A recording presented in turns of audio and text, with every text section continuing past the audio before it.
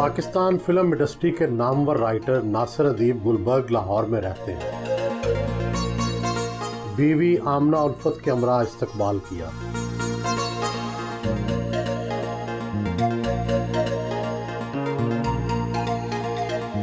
گزشتہ 50 سال سے فلم کی دنیا میں سرگرم ہیں۔ وحشی جٹ سے دی لیجنڈ آف مولا جٹ تک ہر کہانی سپر ہٹ ہوئی۔ یہ بتائیں کہ آپ کی کامیابی کا راز کیا ہے، ہنر کیا ہے جو آپ ڈالتے ہیں تو فلم کامیاب ہو جاتی ہے؟ اچھا، یہ سوال میرے سے بے شمار انٹرویو میں نے دیے، میرے سے یہ سوال آج تک کسی نے نہیں کیا کہ اس میں ہنر کیا اور کمال کیا ہے۔ بات یہ ہے جی کہ خوش قسمتی سے میری جو جڑیں ہیں یہ دین میں ہے۔ میں ایک اسلامی اسکول میں پڑھا تھا، تو وہاں سے دین کا علم سیکھا میں نے۔ تو ایک حدیث پڑھی میں نے، وہ حدیث قدسی ہے کہ ظلم جہاں بھی دیکھو ہاتھ سے روکو، یہ سب سے مضبوط ایمان کی دلیل ہے۔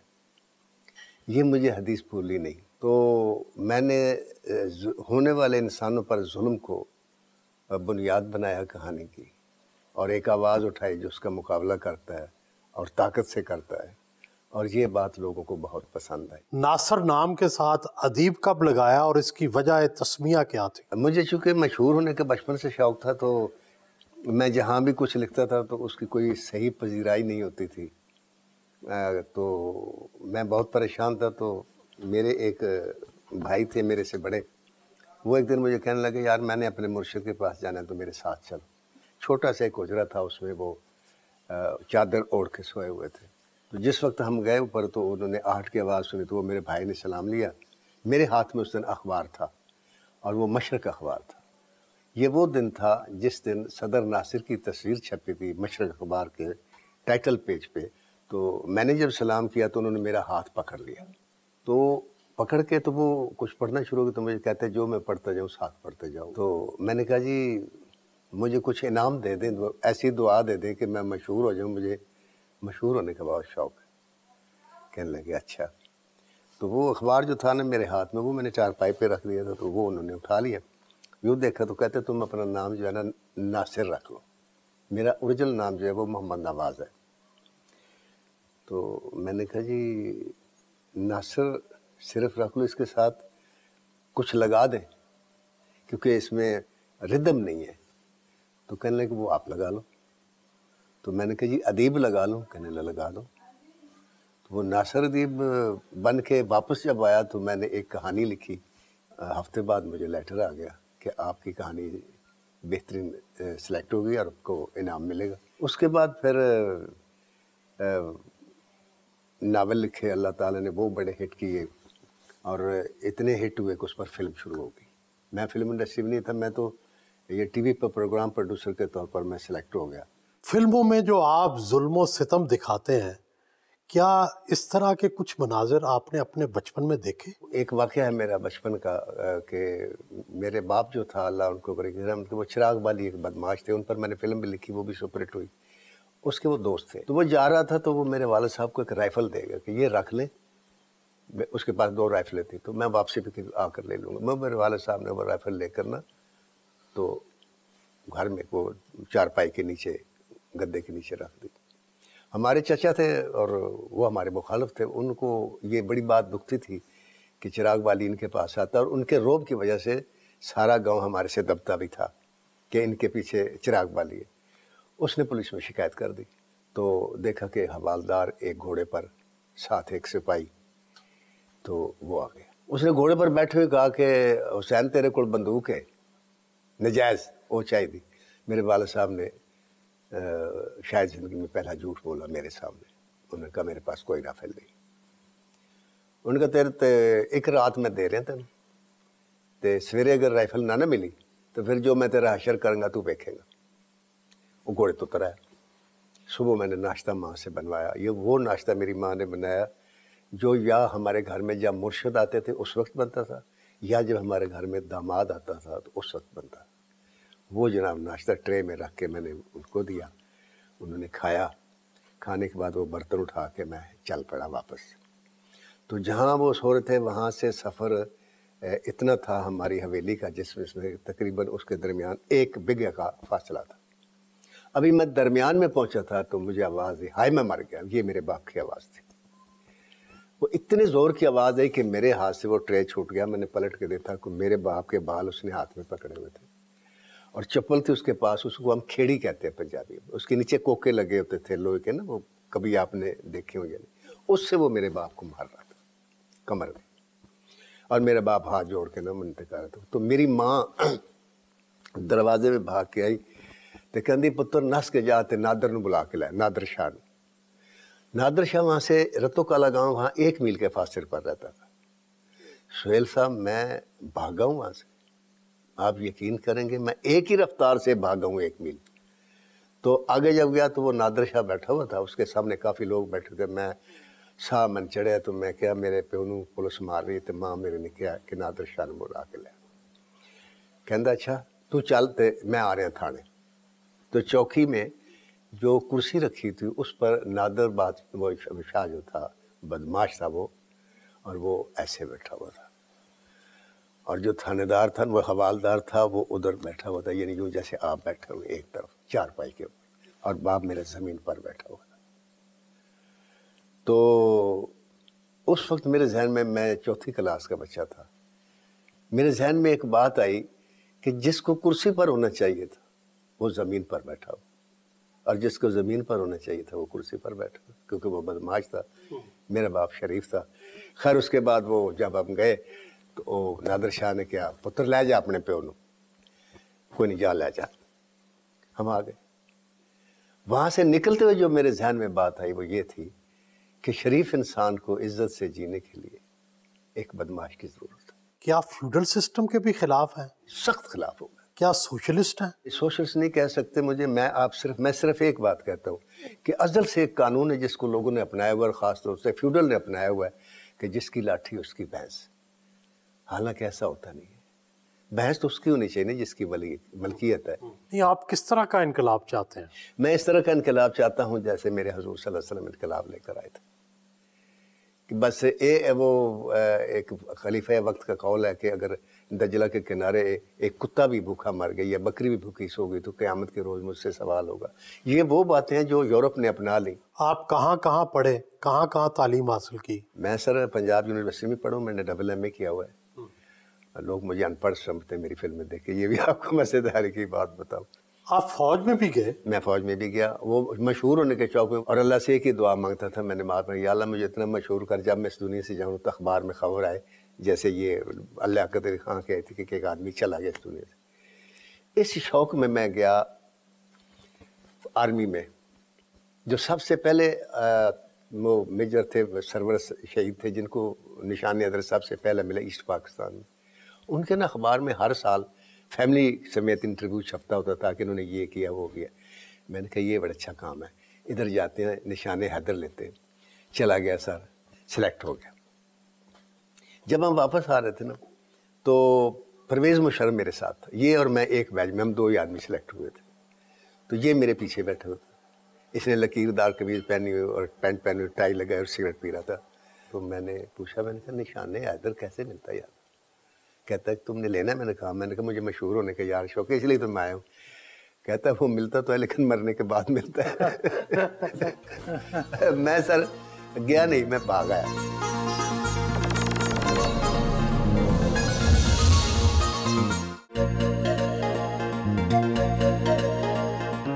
آمنہ الفت اور اداکارہ بیٹی زویا ناصر کے ہمراہ ناشتہ کیا.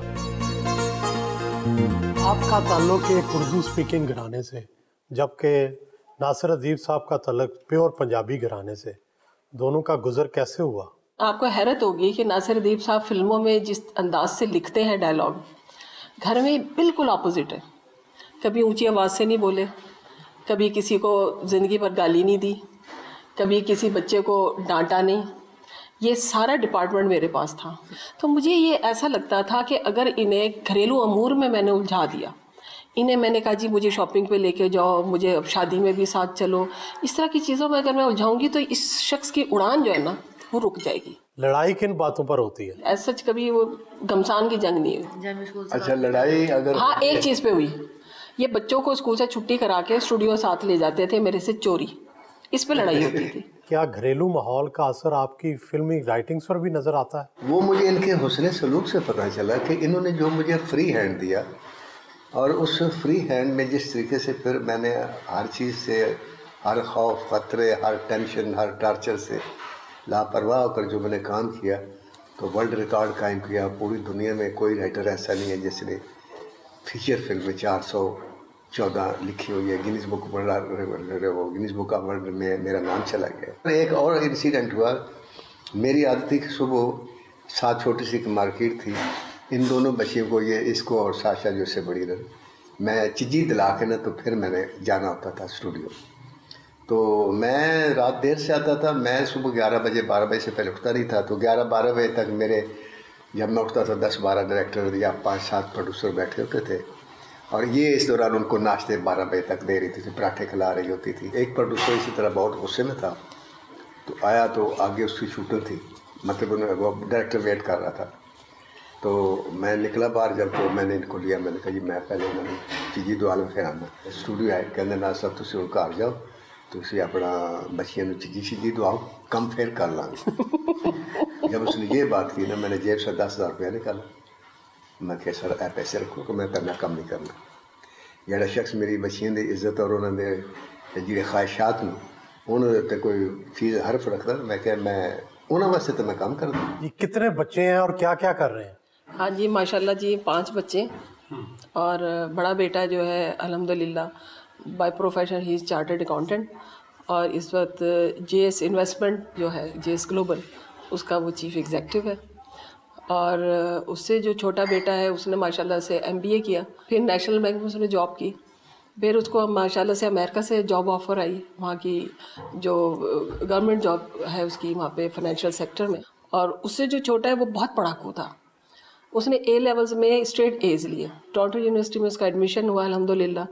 اور مجھے ابھی تک یاد ہے کہ ہمارے پاس پورے پیسے نہیں تھے، سب نے، پورے خاندان نے، حتیٰ کہ محلے والوں نے بھی اپنے زیورات مجھے دے دیے، اور وہ ہم نے بینک میں پلج کر کے اس زمانے میں اس کو ہم نے ٹورنٹو یونیورسٹی پڑھنے کے لیے بھیجا. آپ کو اپنے فادر کی سب سے اچھی بات کیا لگتی ہے اور شکایت کس بات پر ہے؟ شکایت تو مجھے نہیں لگتا مجھے ان سے کسی بھی بات پر ہوگی. ان کی اچھی بات یہ ہے کہ انہوں نے ہمیشہ غلط کیا ہے اور صحیح کیا ہے اس کا ہمیں ڈفرینس بتایا ہے، اور پھر ہمیں ڈیسیجن لینے دیے کہ اچھا ٹھیک ہے اب آپ نے کہاں چلنا ہے. گائیڈنس انہوں نے پوری دی ہے. کیا آپ نے اپنے فادر کی ساری فلمیں دیکھی ہیں؟ جب سے میں پیدا ہوئی تب سے ساری دیکھی ہیں. آپ کو جو فلموں کے اندر جو وائلنس ہے اس کے بارے میں آپ کا کیا خیال ہے؟ میں نے جب اسکول چینج کیا تھا تو وہاں پہ ان کی مووی سے متاثر ہو کے، مالوجی سے متاثر ہو کے ایک پلے ہو رہا تھا، تو میں نئی نہیں آئی تھی، تو میری ایک فرینڈ بنی، میں نے اسے بتایا، میں نے کہا پتہ یہ میرے ابو نے مووی لکھی ہے. تو اس نے جا کے باقی سب کو بتا دی. اس نے کہا کہ ہاں پہ تمہارے ابو سے ملنا ہے، بلاؤ انہیں. تو میں بڑی خوش، میں نے کہا ٹھیک ہے. میں نے ابو کا، ابو آپ نے مجھے اسکول لینے آنا ہے، ٹھیک ہے. ابھی آئے، جیسی ان کی حالت ہوتی ہے، ٹائی پہنی ہوئی ہے، پروفیسر لگ رہے ہوتے ہیں، تو وہ بیچارے بچے اتنے، وہ کہتے ہیں کہ یہ آپ انکل آپ ایسے دکھتے ہیں، ہمیں لگا کوئی مونچھوں والا موٹا سا ایک بدماش چلا آ رہا ہوگا جیسی آپ موویز لکھتے ہیں. آپ ایسے تو بالکل بھی لگتے ہیں.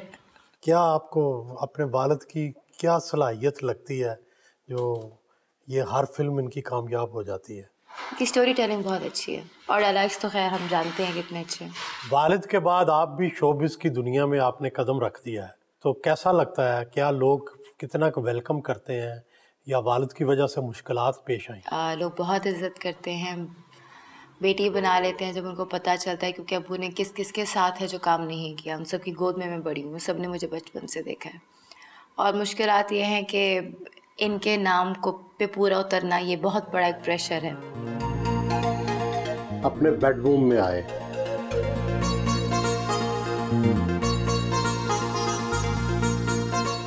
ناظر صاحب آپ جب لکھتے ہیں تو کیا مکمل تنہائی ہوتی ہے، شور ہوتا ہے، کس طرح کے ماحول میں لکھتے ہیں؟ سر میں تو تنہائی میں لکھ ہی نہیں سکتا، میں تنہائی میں سو جاتا ہوں. اور لکھتا جب میں ہوں تو جب میرے پاس 10-12 آدمی بیٹھے ہوں، گپ شپ ان کی چل رہی ہے، میرے ساتھ کوئی نہ بات کرے، آپس میں بات کر رہے ہیں، میں بہت انجوائے کرتا ہوں، اس میں بہت اچھے طریقے سے لکھتا ہوں. اور اگر مجھے کوئی کام کرنا پڑے رات کو، اکثر میں تنہائی میں کام کرتا ہوں، لیکن اس وقت پھر میں ٹی وی لگا لیتا ہوں اونچی آواز میں، پھر میں لکھتا ہوں. اور اگر کہانی میری پھنس جائے، کسی سیکوینس پہ آ کر مجھے آگے نہیں کوئی بات سوجھ رہی، تو میں بڑی کوشش کرتا ہوں کہ آج نہیں آتی تو اس کے دو طریقے ہیں. یا میں کسی ایسا جگہ جاتا ہوں جہاں ڈھول بج رہا ہو, اگر وہ اویلیبل نہ ہو تو پھر میں ریلوے ٹریک پہ چلا جاتا ہوں.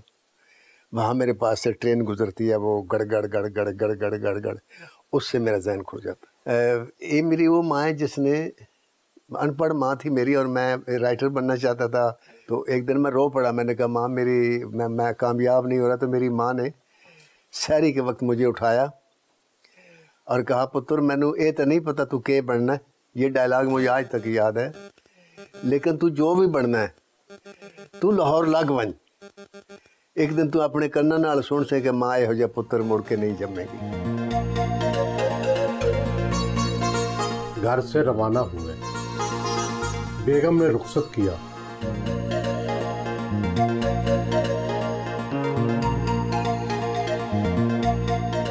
کہانی فلم کی اہم ترین ضرورت ہوتی ہے. ایک فلم کی کہانی لکھنے کا معاوضہ کتنا مل جاتا ہے؟ یہ اس کا صحیح جواب دوں گا تو میری انڈسٹری کی توہین بھی ہو جائے گی, لیکن جھوٹ بول نہیں سکتا. پہلی فلم کا معاوضہ وحشی جٹ کا 4000 روپے ملا تھا, اور آخری فلم جو سخی بادشاہ تھی اس کا معاوضہ میں نے 1,80,000 روپیہ لیا تھا. یہ ہائیسٹ اماؤنٹ تھی. جو قیمت میری ہونی چاہیے تھی وہ مجھے نہیں ملی. لیجنڈ آف مولا جٹ کے کتنے پیسے ملے؟ لیجنڈ آف مولا جٹ والوں نے مجھے 15 لاکھ روپے دیا. اور میرے ایک عجیب بات ہے کہ میں نے زندگی میں کبھی کسی پروڈیوسر سے یہ نہیں کہا مجھے اتنے پیسے چاہیے. اب پہلی مرتبہ میں نے ڈیمانڈ کی ہے خود کسی پروڈیوسر سے, اور اب میں نے فیصلہ کیا ہے کہ میں خاص سال میں ایک فلم کروں, لیکن میں اپنی شرائط پہ کروں گا, اور رائٹر کی جو انا اور عزت نفس ہے اس کو مجروح نہیں ہونے دوں گا میں. زندگی کا مشکل ترین مرحلہ کب آیا اور زندگی میں خوش سب سے زیادہ کب ہوئے؟ زندگی کا مشکل ترین لمحہ جو میری زندگی میں آیا 2 جون 1992 میں میری ماں کا انتقال ہوا. سب سے زیادہ خوش میں جس دن لیجنڈ آف مولا جٹ ریلیز ہوئی ہے, اور آل اوور دا ورلڈ مجھے ساری رات فون آتے رہے, امریکہ سے, ناروے سے, جرمن سے, UK سے, کینیڈا سے, چندی گڑھ سے.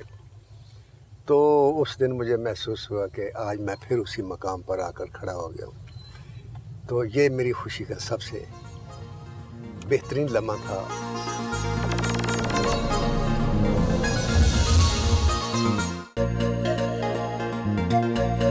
ایور نیوز اسٹوڈیو پہنچے. فلم ڈائریکٹر مسعود بٹ نے استقبال کیا.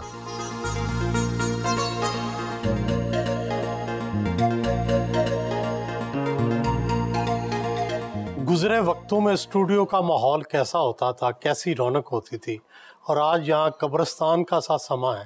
یہ تبدیلی کیسے آ گئی, کیوں آئی؟ سر پہلے ماحول ایسا ہوتا تھا کہ ہم یہاں جب آ جاتے تو ہمارا گھر واپس جانے کو دل نہیں کرتا تھا, اور آج گھر سے یہاں آنے کو دل نہیں کرتا. یہ ڈفرینس ہے. وہ رونقیں اور وہ دور ایسے لگتا ہے ایک خواب تھا کہ ایک دم آنکھ کھل گئی.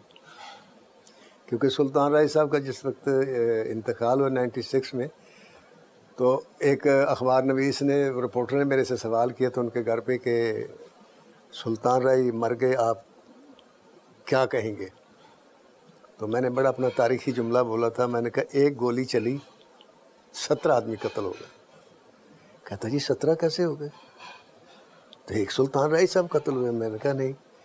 میں نے کہا ان کے ساتھ یونس ملک قتل ہو گیا, ناصر ادیب قتل ہو گیا, مسعود بٹ قتل ہو گیا, پرویز رانا قتل ہو گیا, حسنین قتل ہو گیا, حسن عسکری قتل ہو گیا, مصطفیٰ قریشی قتل ہو گیا, انجمن قتل ہو گئی, سائمہ قتل ہو گئی, چکوری قتل ہو گئی. یہ سب قتل ہو گئے. پاکستانی فلمی صنعت کے زوال کی وجہ کیا ہے؟ کہانی نویسی, پیسے نہ ہونا, پروڈیوسر اچھے نہ ہونا, کیا وجہ ہے اصل میں؟ ایک ہی وجہ سر کہ جس ملک میں ذہنوں کو اذیت ناک تکلیف دی جائے اور چہروں کو پروٹوکول دیا جائے, وہ انڈسٹری چل نہیں سکتی. وحشی جٹ, مولا جٹ یا نوری نعت کے جو کردار ہیں یہ واقعی حقیقت رکھتے تھے یا یہ آپ کی ذہنی اختراع تھی؟ نہیں سر, یہ کوئی کردار کہیں بھی ایگزسٹ نہیں کرتے. یہ ہماری ذہنی تخلیق تھی.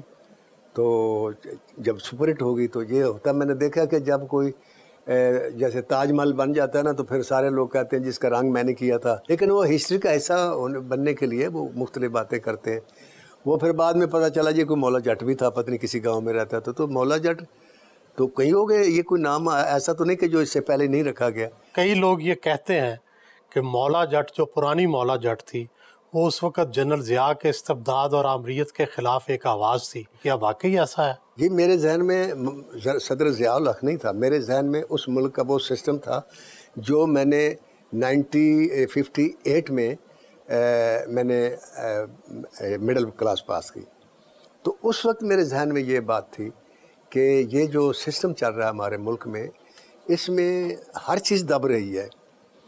جو کچھ لوگ کہنا چاہتے ہیں وہ کہہ نہیں پاتے، اور اس کا نتیجہ کیا ہے؟ میری ساری قوم جھوٹ بولنا شروع ہو گئی ہے، منافق ہو گئی ہے. تو ایک آواز ہونی چاہیے جو سوچ رہے ہیں، جو ان کی گھٹن ہے، جو ان کے کتھارسس ہیں، وہ نکلے. تو وہ پھر میں نے سلطان رائے کو وہ زبان دے دی. سسٹم وہ تھا جو مارشل لاء کے دور سے شروع سے چلا آ رہا تھا کہ جو ہم کرتے ہیں وہی ٹھیک ہے، ہمارا کوئی ثانی نہیں ہے، ہمارے سامنے کوئی کھڑا نہیں ہو سکتا. صاف ظاہر آرمی چیف کے سامنے کون کھڑا ہوگا؟ لیکن میں نے کھڑا کر دیا تو اس نے پھر طوفان مچایا. جب طوفان مچایا تو پھر وہ سامنے آ کر کھڑا ہو گیا، اور وہ بار بار سمجھاتا رہا. آپ مولا جٹ کا وائنڈ اپ دیکھیں، وہ بار بار سمجھاتا رہا، نوری باز آ جاؤ، یہ وہ. تو اس نے آگے سے جملہ بولا تھا جو مارشل لاء کی صحیح تعریف میں نے اپنے جملے کی تھی. کہندا ہے کہ منگنا مارنا نت دا پڑویا تے منگنی نوری نت دی پین تے قد صرف 6 فٹ دا. یہ مارشل لاء کی زبان ہے عوام کے لیے. آپ یہ بتائیں کہ ناصر ادیب صاحب بطور کہانی نویس اور بطور ایک دوست کیسے ہیں؟ ناصر ادیب صاحب کے ساتھ میں نے ایز اے ڈائریکٹر 92 موویز بنائی ہیں، جن میں 82 فلموں کے رائٹر جو ہیں وہ ناصر ادیب صاحب ہیں. ہماری اتنی انڈرسٹینڈنگ تھی آپس میں سہیل صاحب کہ میں نے اگر ایک بات سوچی ہے نا کہ یار ناصر صاحب اس کو اگر ایسا کر لیں تو انہوں نے کہا ٹھہر جاؤ ابھی. انہوں نے آگے وہ بات کہہ دی ہے جو میرے دل میں تھی، یعنی کہ اتنی ہماری اسی لیے تو 82 فلمیں بن گئی. اور جہاں تک ان کا ایز اے رائٹر تعلق ہے تو یہ تو انہوں نے اپنا لوہا منوایا لوگوں سے. 74 سے وحشی جٹ سے لے کر اور یہ لیٹسٹ جو مولا جٹ لیجنڈ ابھی لگی ہے، انہوں نے اپنا بتایا کہ میں ناصر ادیب ہوں، مجھے کام آتا ہے اور میں کام کو سمجھتا ہوں. گروپ فوٹو بنوائی. اسی دوران صوفی بابا یحییٰ خان بھی اسٹوڈیو میں ملنے آ گئے.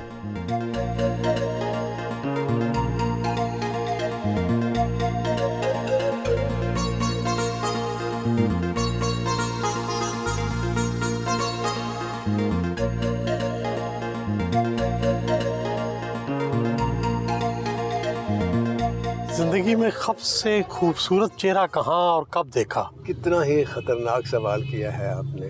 میں نے 1961 میں ایک خواب دیکھا تھا، تو اس میں میں نے ایک لڑکی دیکھی تھی خواب میں کہ، اور وہ اس وقت تک سے لے کر آج تک وہ چہرہ مجھے نہیں بھولا. اور اس کے 61 کے تقریباً 16 سال بعد وہی لڑکی مجھے ایک گھر میں نظر آئی، اور اس وقت اس کی عمر بھی بہت چھوٹی تھی، شاید 13 سال کی تھی وہ. تو میں نے بے دھڑک اس کی ماں سے اس کا رشتہ مانگ دیا، اور اس نے رشتہ دے دیا، اور وہ آج میری بیوی ہے. کیا حسن کا پیمانہ کیا ہے؟ کیسا حسن آپ کو اچھا لگتا ہے؟ حسن کا پیمانہ میرا صرف اتنا کہ سر جس کو میں دیکھوں تو میرے دل کی دھڑکنیں بے قابو ہو جائیں. بال اچھے لگتے ہیں، نہیں اس میں آنکھیں اچھی لگتی ہیں؟ نہیں، اس میں یہ کوئی چیز نہیں ہے. بعض دفعہ میں، آپ یقین کریں، ایک لڑکی مجھے صرف اس لیے اچھی لگی کہ اس کی چال بہت اچھی تھی. ایک لڑکی مجھے صرف اس لیے اچھی لگی کہ اس کی آواز بہت اچھی تھی. اور ایک لڑکی مجھے اس لیے اچھی لگی کہ جب خاموش ہوتی تھی تو بہت اچھی لگتی تھی، جب بولتی تھی تو اچھی نہیں لگتی تھی. مولا جٹ فلم کے ڈائریکٹر بلال لاشاری سے ملنے ڈیفنس میں ان کے گھر پہنچے.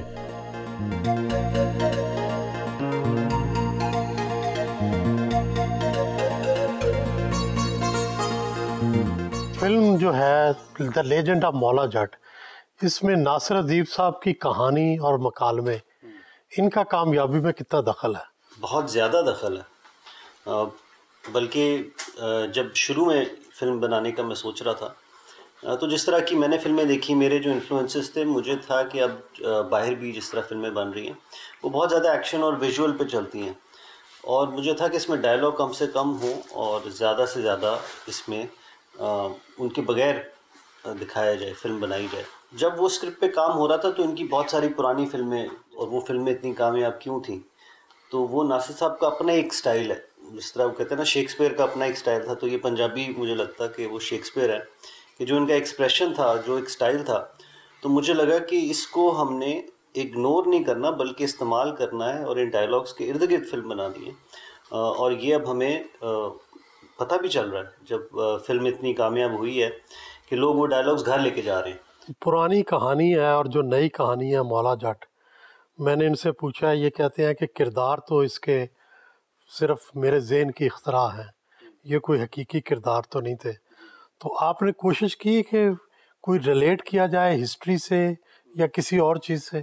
اس میں سب کچھ جو ہے وہ کوشش تھی کہ نیا ہو اور فرق ہو, جو سملر ہو پہلے سے وہ تھے ڈائلاگس, یعنی کہ وہ ہم نے پرانے پنجابی سنیما کا جو ایک سٹائل ہے ڈائلاگس کا, وہ اس بار پھر سے یوز کیا اس کو.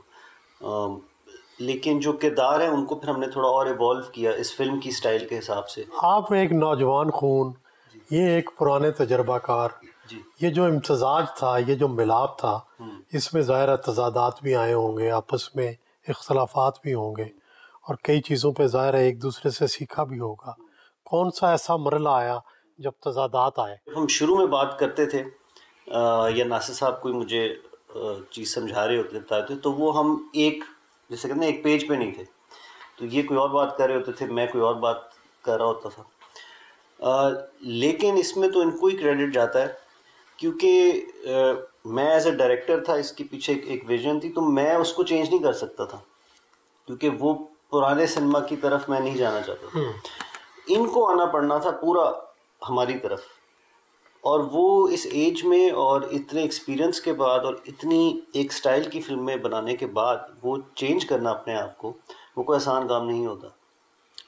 تو وہ اس کے ایک سال کے بعد نہ ہم ایسے تھے اشاروں میں بات کر رہے ہیں. جی ناصر عزیز صاحب, ظاہر ہے آپ تو ایک منجے ہوئے تجربہ کار پرانی پنجابی فلموں کے مصنف تھے. آپ بلال لشاری جیسے نوجوان کے ساتھ نئے خیالات کا بندہ, جدید ذہن کا آدمی, کیسے آپ کا نبھا ممکن ہوا؟ وہ ایسے ہوا کہ آپ نے پرانے وہ تجربہ کار کی بات تو ٹھیک ہے, لیکن وہ اگر نوجوان ہے تو میں نابالغ ہوں, میری 18 سال عمر ہے ابھی. تو اس کے ساتھ نبھا اس لیے ہوا, میں حسن پرست آدمی ہوں, تو بڑی مدت کے بعد ایک خوبصورت ڈائریکٹر میرے سامنے آیا تو بیٹھنے کو دل کرتا تھا, بات کرنے کو. اصل میں بات یہ سر, جب میں ان کے پاس پہلی بار بیٹھا میں نے ان کو انٹرول تک کہانی سنائی تھی یہیں بیٹھ کے. تو میں نے چونکہ 50 سال سے کہانیاں سنا رہا ہوں اور چہرے پڑھتا ہوں, تو میں نے ان کا آدھی کہانی سنانے کے درمیانی چہرہ پڑھ لیا تھا کہ میری کہانی ان کو پسند نہیں آئی. وہ 2-3 مہینوں کے دوران انہوں نے ایک کہانی بنائی. جب انہوں نے کہانی سنائی تو انہوں نے میرے سے پوچھا, تو میں سمجھ گیا, اپنی غلطی بھی سمجھ گیا اور ان کی وہ جو ذہانت تھی وہ بھی سمجھ گیا. بات دراصل یہ تھی کہ میں نے ان کو جو کہانی سنائی تھی میں 80 کے دور میں تھا, اور ان کو کہانی چاہیے تھی 2016, اس وقت تھی 2016, اور جس نے 2-4 سال بعد ریلیز ہونا تھا. تو وہ جو گیپ تھا نا اس کو میں سمجھ گیا.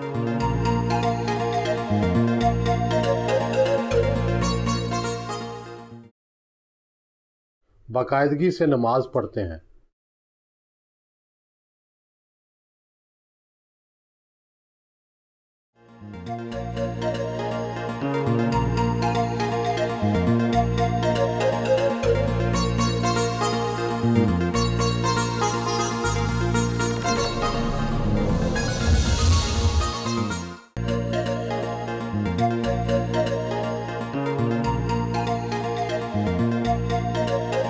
بیوی آمنہ الفت مسلم لیگ کاف لاہور شعبہ خواتین کی صدر ہیں. ان سے ملنے مسلم لیگ ہاؤس پہنچے, ساتھی عہدیداران کے ہمراہ استقبال کیا.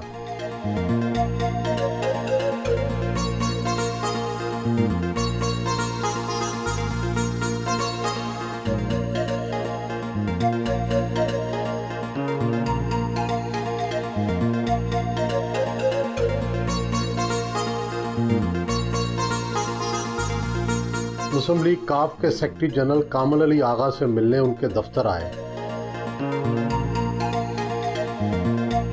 ناصر الدین صاحب کا ماشاءاللہ نام ہے, اور پاکستان کے اندر جو لکھنے والے لکھاری ہیں ان میں سے بڑا نام ہے. اب ان کا فلمی دنیا میں بھی ایک مدت سے یعنی 80s سے ان کا جو مقام ہے وہ اپنا ایک مقام یہ اپنی حیثیت رکھتے ہیں, اور انہوں نے اپنی تحریروں سے اور اپنی فلم جو ہے اس کو تحریر کرنے میں جو نام کمایا ہے یہ ان کا منفرد مقام ہے, اور اس میں میں سمجھتا ہوں کہ دوسرا ثانی نظر نہیں آتا.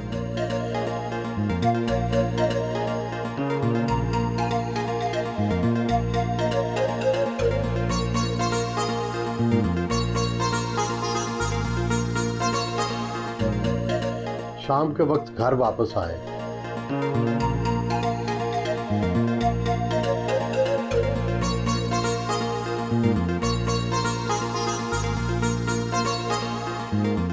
لندن میں مقیم بیٹی ساشا کے ساتھ اسکائپ پر بات کی.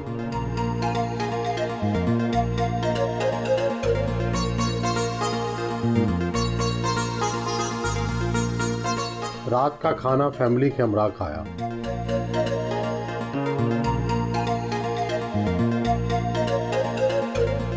پاکستان میں سب سے زیادہ فلمیں لکھنے کا اعزاز حاصل ہے.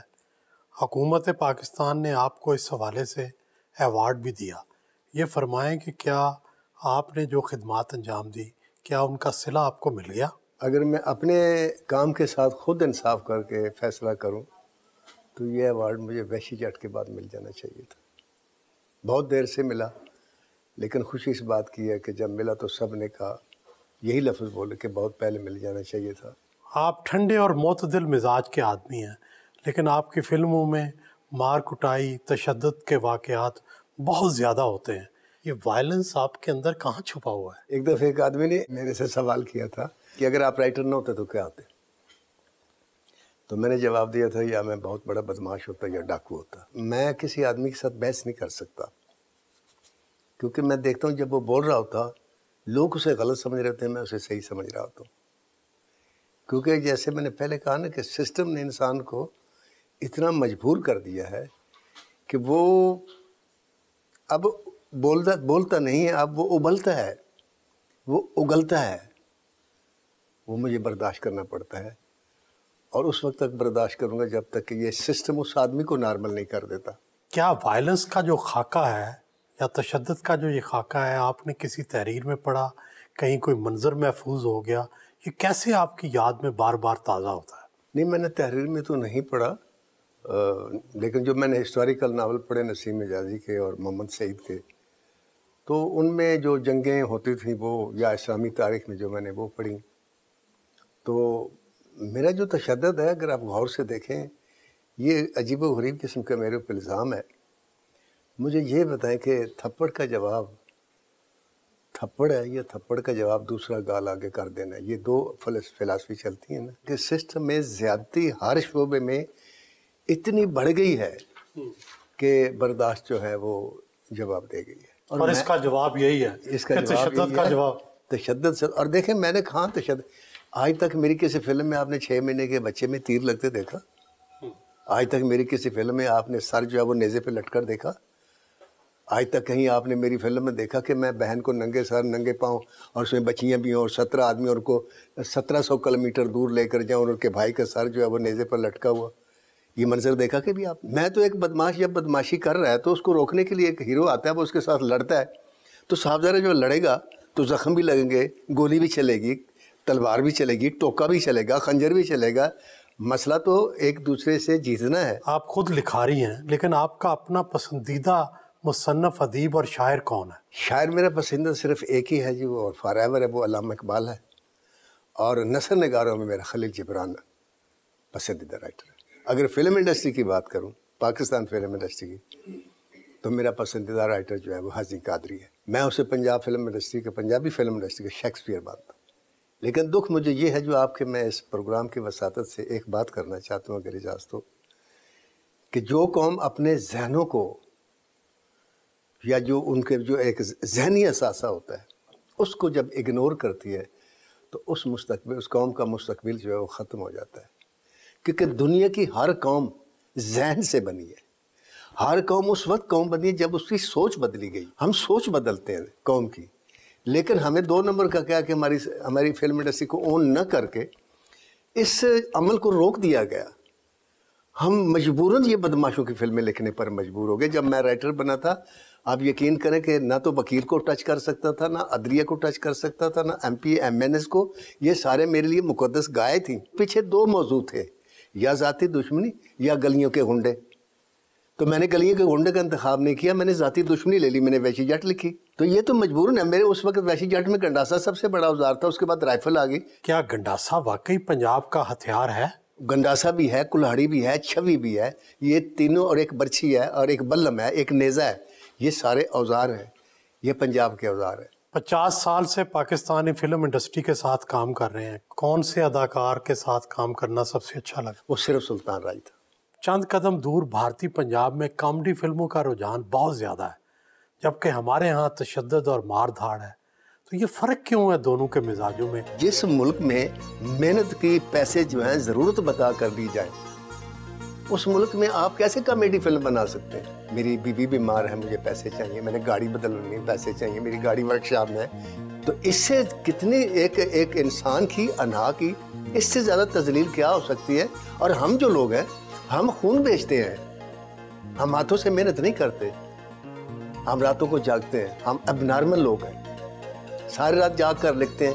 میں اکثر کھانا نہیں کھاتا اس لیے کہ اگر میں کھانا کھا لوں تو میرا ذہن بند ہو جاتا ہے. تو میں کام کرتا ہوں، میں خون بیچتا ہوں، اس خون کی قیمت میں مانگتا ہوں. میں کیوں ضرورت بتاؤں؟ میں کو ادھار لینے آیا ہوں آپ سے.